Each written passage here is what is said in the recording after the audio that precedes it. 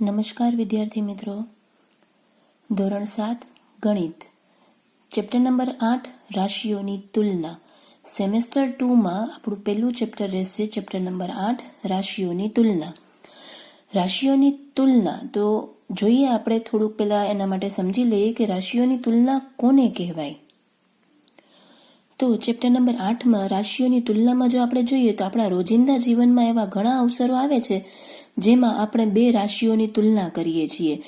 તો ધારો કે અહીંયા આપણે ઊંચાઈની તુલના લઈ લઈએ. કોઈ પણ બે વ્યક્તિ હોય, જેમ કે હિનાની અને આમિરની ઊંચાઈ જોઈએ તો હિનાની ઊંચાઈ છે એ આમિરની ઊંચાઈ કરતાં બમણી છે. એટલે એમ કે છે કે આ જે હિના છે એ આના કરતાં, એટલે કે કોના કરતાં, તો કે આમિર કરતાં બમણી છે આની ઊંચાઈ. કોની? હિનાની. તો આપણે એમ કહી શકીએ ને કે હિનાની ઊંચાઈ આમિર કરતાં બમણી છે. આની 75 છે, આની 150 છે. આપણે એને જ બીજી રીતે કહી શકીએ કે આમિરની ઊંચાઈ હિનાની ઊંચાઈ કરતાં અડધી છે. એમ પણ કહી શકાય કે જે આમિરની ઊંચાઈ છે એ હિનાની ઊંચાઈ કરતાં અડધી છે.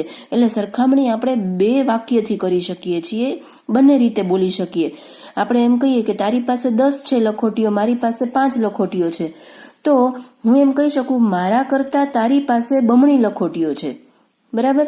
અથવા એમ પણ કહી શકાય કે તારા કરતાં મારી પાસે અડધી લખોટીઓ છે. એટલે આપણે બે રીતે કહી શકીએ છીએ, કાં તો બે ગણા કાં તો એના અડધા. તો અહીંયા આવી રીતે કોઈ પણ વસ્તુની જ્યારે સરખામણી એટલે કે તુલના કરવામાં આવે, કોઈ પણ રાશિ હોય, પછી એ આપણે કોઈ વસ્તુની કરીએ, ઊંચાઈની કરીએ. અહીંયા ઝડપની આપેલી છે, ચિત્તાની ઝડપ ને માણસની ઝડપ. તો કે ચિત્તાની 120 કિલોમીટર છે પ્રતિ કલાક, એટલે 1 કલાકમાં 120 કિલોમીટર, અને માણસ છે એ 1 કલાકમાં 20 કિલોમીટર, બરાબર છે.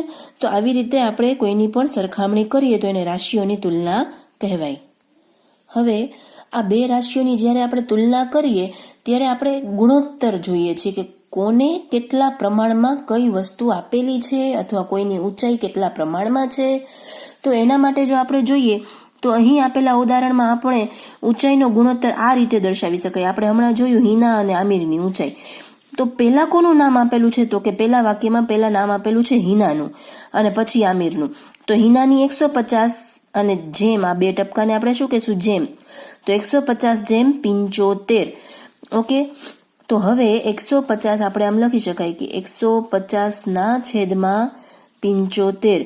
આને આપણે સંક્ષિપ્ત રૂપમાં ફેરવીએ તો કે 75 ગુણ્યા 2 એટલે 150 થાય. અને અહીંયા 75 એકા 75 એટલે 75 કટ. આપણી પાસે વધ્યું શું? તો કે 2 ના છેદમાં 1. એને લખાય 2/1.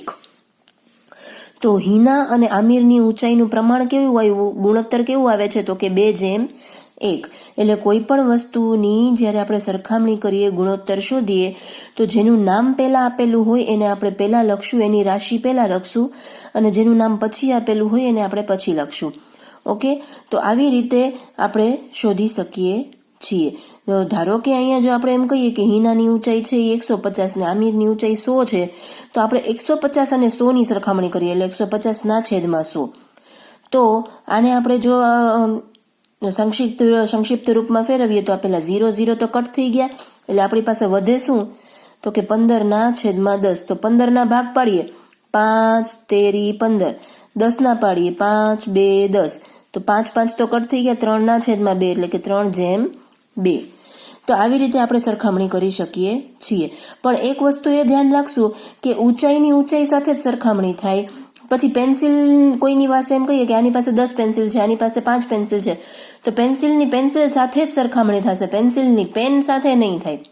રૂપિયાની રૂપિયા સાથે જ, પણ રૂપિયાની પૈસા સાથે નહીં. કિલોમીટરનું કિલોમીટર સાથે, પણ મીટર સાથે નહીં. તો એવી રીતે જો અહીંયા 3 કિલોમીટરનો 300 મીટર સાથે ગુણોત્તર શોધો તો આ શક્ય નથી. તો આપણે કરશું શું? આ 3 કિલોમીટરને આપણે મીટરમાં ફેરવી દેશું. તો કે 3 કિલોમીટર બરાબર શું થાય? તો કે 3 ગુણ્યા 1000 મીટર, એટલે 3000 મીટર થઈ ગયા. તો આ 3 કિલોમીટર એટલે કે 3000 મીટર. આ તમને ફેરવતા આવડે છે. આગળ પણ તમે શીખી ગયા છો કે કિલોમીટરને મીટરમાં કેવી રીતે ફેરવવું, મીટરને કિલોમીટરમાં કેમ ફેરવવું, સેમીને સેન્ટીમીટરમાં, જે મીટર્સ છે એને સેન્ટીમીટરમાં, કિલોગ્રામ ને ગ્રામમાં, આ બધું ફેરવતા તમને આવડે છે. પણ છતાંય સાથે સાથે જોતા જાજો. એટલે આ 3 કિલોમીટરને જ એટલે આપણે એમ કહી શકીએ કે 1 કિલોમીટર એટલે કે 1000 મીટર. 1 કિલોમીટર એટલે કે 1000 મીટર. તો 3 કિલોમીટર એટલે કે 3000 મીટર. તો આ 3 કિલોમીટરનું આપણને મળી ગયું 3000 મીટર. તો હવે સરખામણી કોની થશે? 3000 મીટર અને 300 મીટરની. એટલે કે 3000 અને 300. તો આપણે લખીએ 3000 ના છેદમાં 300. તો આ 300 તો કટ થઈ ગયા, ઉપર 10 વધે છે, નીચે કાંઈ નથી વધતું. તો એક મીંડો વધે છે એટલે કે 10 વધે છે, કારણ કે 300 એકા 300. તો આ શૂન્ય અહીંયા લાગી જાય. એટલે 10 ના છેદમાં 1 એટલે કે 10/1. તો આનું પ્રમાણ શું મળે આપણને? ગુણોત્તર 10/1. એટલે આવી રીતે આપણને મળી શકે છે. તો હવે આપણે સ્વાધ્યાય 8.1 જોઈએ. તો સ્વાધ્યાય 8.1 માં નીચેનાનો ગુણોત્તર શોધો. તો અહીંયા જો શેનો કીધો છે? ₹5 નો 50 પૈસા સાથે. તો મેં તમને હમણાં જ કીધું કે રૂપિયાનો પૈસા સાથે શક્ય નથી. તો આ રૂપિયાને આપણે શેમાં ફેરવવું પડે? પૈસામાં. તો આપણે એમ કહીએ કે 1 રૂપિયો એટલે 100 પૈસા. તો 5 રૂપિયા એટલે 500 પૈસા. તો હવે આપણે 500 પૈસાનું 50 પૈસા સાથે ગુણોત્તર શોધીશું. જુઓ અહીંયા 5 રૂપિયા એટલે કે 500 પૈસા થયા. મેં તમને કીધું એ પ્રમાણે 1 રૂપિયો એટલે 100 પૈસા. તો 5 રૂપિયા એટલે 500 પૈસા. એટલે 500 પૈસા અને 50 પૈસા સાથેનો ગુણોત્તર હવે આપણે શોધીશું. 500 પૈસાનો 50 પૈસા સાથેનો ગુણોત્તર બરાબર 500 ના છેદમાં 50. પેલા કોણ છે? 500, પછી 50, એટલે 500 ના છેદમાં 50. તો તમે જોઈ શકો 50 એકા 50 ને આ શૂન્ય અહીંયા લાગી જાય એટલે 10 ના છેદમાં 1 એટલે 10/1. એવી રીતે 15 કિગ્રાનો 210 ગ્રામ સાથે. તો અહીંયા પણ આ કિલોગ્રામને આપણે શેમાં ફેરવશું? તો કે ગ્રામમાં. તો એના માટે આપણે એમ કહી શકીએ કે 1 કિલોગ્રામ એટલે કે 1000 ગ્રામ. તો 15 કિલોગ્રામ એટલે કેટલા? તો 15 ગુણ્યા 1000. તો આપણને શું મળે? 15000 ગ્રામ. તો આ 15 કિગ્રાની જગ્યાએ શું આવી ગયા? 15000 ગ્રામ.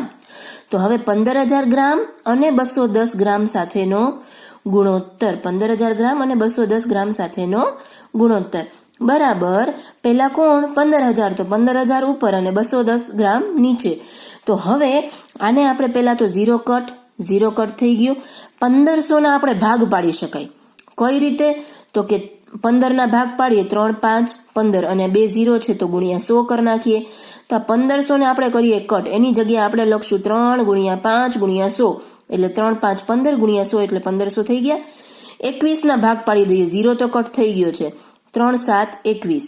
21 ને કટ કરી આપણે લખ્યા 3, 7, 21 એટલે 3 કટ. તો આપણને મળશે શું? તો કે ઉપર 5 ગુણ્યા 100 એટલે કે 500 અને છેદમાં 7. તો 500/7.